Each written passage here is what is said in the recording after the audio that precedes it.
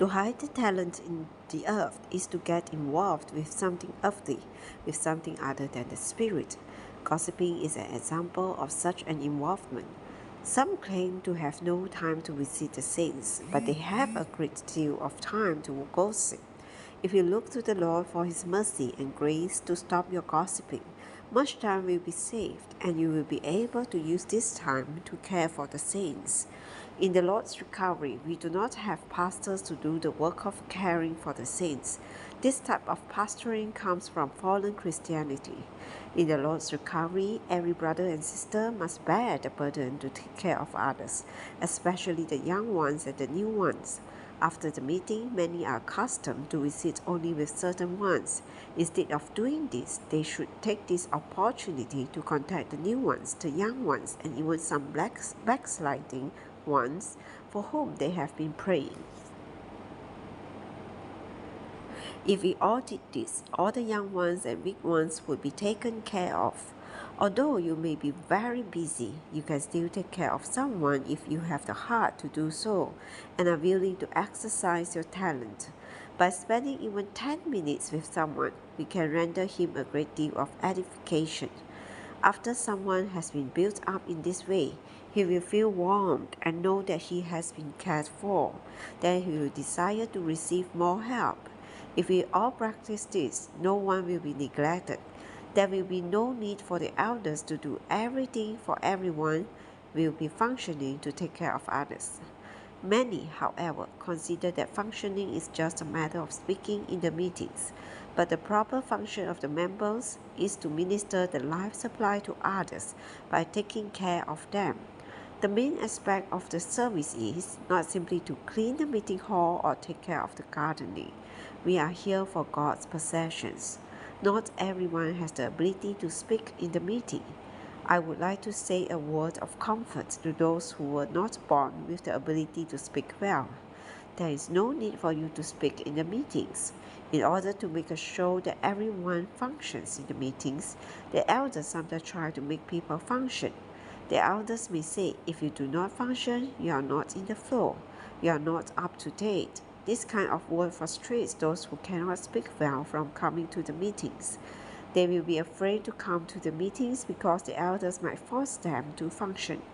An attitude has been created that is a shame not to speak in the meetings, but that it is glorious to do so. Yes, a number of years ago I did say that we can all prophesy one by one. At that time, I was genuinely burdened to encourage everyone to speak. But since that time, a misleading attitude has been created regarding functioning in the meetings. Although I do not wish to stop anyone from speaking, I want to point out that functioning in the church life is not merely a matter of speaking. We all need to learn to use our talent to multiply the Lord's possessions. The Lord has given each of us part of His possession as a talent, and our burden, duty, and responsibility are to see that this talent is multiplied. Do not make excuses for yourselves and do not say that you have no time to take care of others. No matter how busy you are, it is still possible to use your function by taking care of others, even if you are able to come to only one meeting a week. Do not think that you are so weak. Perhaps you are weak, however, others are even weaker and they need you. Even if you feel that you are the weakest one, there are some who are almost dead and they need your help. The best way to use your talent is to take care of others, to become interested in others and concerned for them. This does not mean that you should become interested in the affairs of others. The Lord has employed you not for this purpose, but to take care of others. If you have received one talent, you need to use it. Before you come to a meeting, you need to pray. Lord, I believe that I have a talent. I don't want to bury my talent by getting involved with earthly things. Rather, I would like to use it to take care of others. Show some love to those whose heart has grown cold. Go to see them or invite them to your house.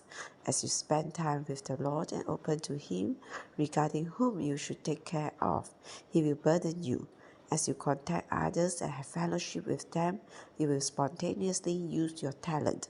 Do not say, Lord, you are a hard man, reaping where you have not sown and gathering where you have not scattered. On the contrary, the Lord has sown and scattered a great deal, but there is much for you to reap and to gather. Oh, the harvest is vast, but the workers are few. There is no need for you to sow. Simply go to reap. After every meeting, there is time for you to reap and to gather. By doing this, we shall exercise our talent. In this way, the 1 talent will become 2.